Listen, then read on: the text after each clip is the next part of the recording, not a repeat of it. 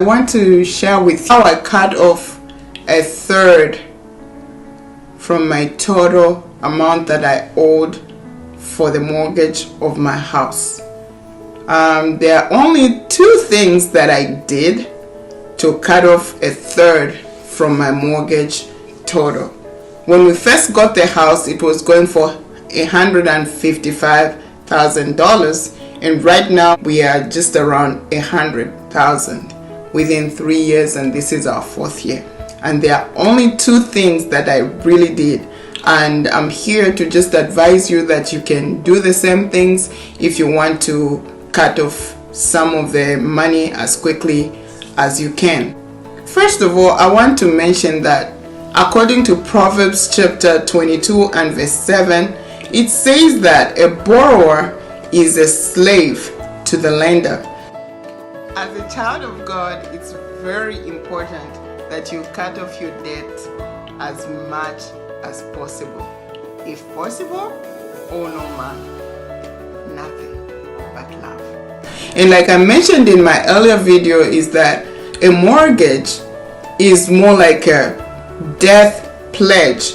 You know, you stay in a mortgage until you die if you are not careful, especially when you refinance it. And the banks will always encourage you to refinance, meaning that you go back to the first initial terms in terms of years.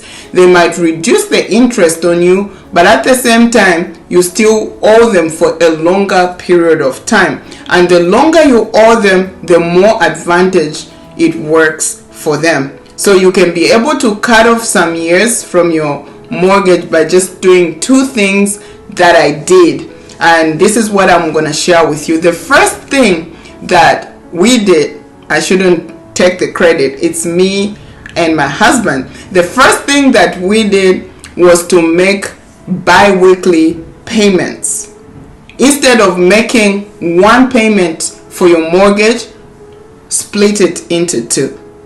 Because what happens is when you get a mortgage, that schedule that you get, the interest is calculated on a daily basis. When you make the first payment, a fortnight payment, it means you are catering for part of the interest for that month. So you are reducing already the interest by 2 weeks. Generally, people say that when you continually just make the two payments in a month, instead of one payment, you'll be able to cut off 5 years from a 30-year mortgage.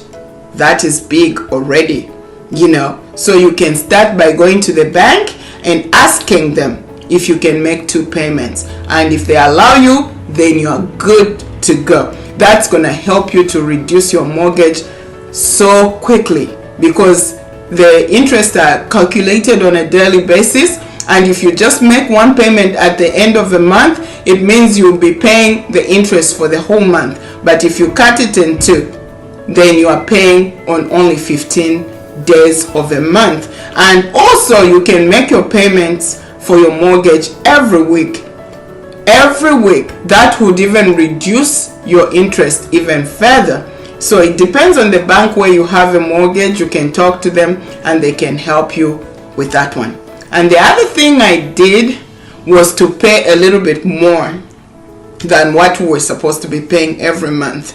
You know, we're supposed to be paying like $1,000, but instead we pay $700 every 2 weeks. So meaning that we are paying almost $400 extra every month. And that has helped dramatically to reduce the mortgage. And the only thing is, whenever you pay an extra amount on your mortgage, you should call your bank and tell them that extra that you're paying goes toward the principal of the amount that you owe. You know, if you don't mention that, they're going to lump the whole extra money into the interest and the mortgage, and you won't be seeing any difference. But when you tell them that the extra I'm paying goes to the principal, it means that extra money you'll be putting in will be reducing your principal amount, and that will help you to reduce your mortgage so quickly. So apart from the two things that we've been doing, which has helped us to reduce our mortgage, there are two more things that we want to apply this year. We are working on putting like a little bit of money into the mortgage account. When you get like a lump sum of money, it can be from taxes, or it can be after you've done a little business and you make some profit. Instead of putting that money in a savings account or in a checking account, I would advise that you put it in your mortgage account. You use it to pay off your mortgage or to reduce your mortgage, because at the end of the day you want that house paid off. As long as you still owe the banks for the mortgage or for the car loans or any other things that you owe, it will still be taking you backwards, because they'll be requiring you to pay more interest on the mortgage. When you calculate the amount that you pay on your mortgage after the 30 years is done, usually you will have paid more than 3 times of the original money that you borrowed. So it's better you pay that money as quickly as you can, and then you have equity in the house. It's better than putting money in a savings or a checking account, because the bank won't give you any interest, but they'll be charging you interest on your mortgage or on your car payment. I really advocate for paying off this debt so that you can be free and live a life that God intended for you to live.